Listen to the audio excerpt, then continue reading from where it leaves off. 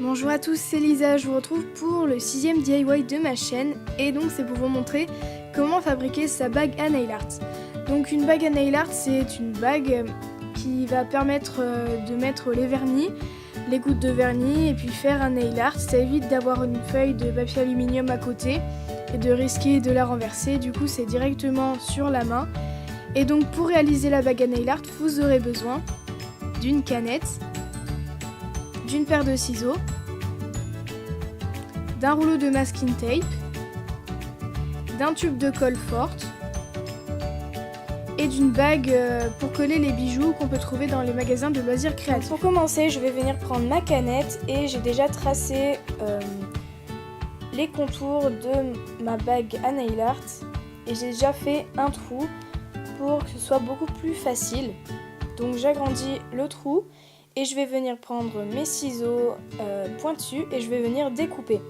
Donc il faut quand même prévoir plus large que ce que l'on voudrait, puisqu'après on va faire des retouches pour que les bords soient beaucoup plus nets. Et donc maintenant que j'ai découpé mon carré, je vais venir donc faire les retouches en découpant les bords beaucoup plus droits.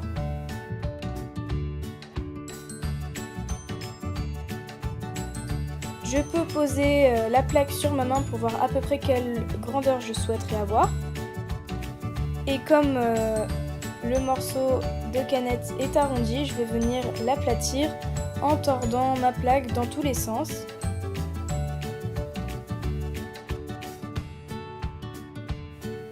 Et pour éviter de me couper, je viens limer les bords à l'aide d'une lime à ongles, mais cette étape vous n'êtes pas obligé de la faire.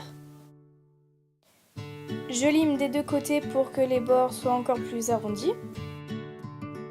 Et je n'oublie pas de limer les coins pour éviter de me piquer. Ensuite, je rajoute du masking tape tout autour de ma plaque pour éviter de me couper, même si j'ai déjà limé la plaque. En plus, ça va rajouter un petit peu de décoration. Par contre, ce sera beaucoup moins pratique pour nettoyer la plaque, puisque du coup il y aura le masking tape, mais vous pouvez rajouter du scotch par-dessus pour protéger le masking tape. Donc j'aplatis bien de partout et je viens couper l'excédent de scotch tout autour et je fais le tour de ma plaque. Donc voilà, une fois que c'est fait, ensuite je vais prendre de la colle et je vais venir en mettre sur ma bague et je vais venir la coller sur ma plaque. Et donc pour l'utiliser, c'est tout simple, vous pouvez d'abord mettre quelques gouttes de vernis et puis prendre un dotting tool pour ensuite faire le nail art.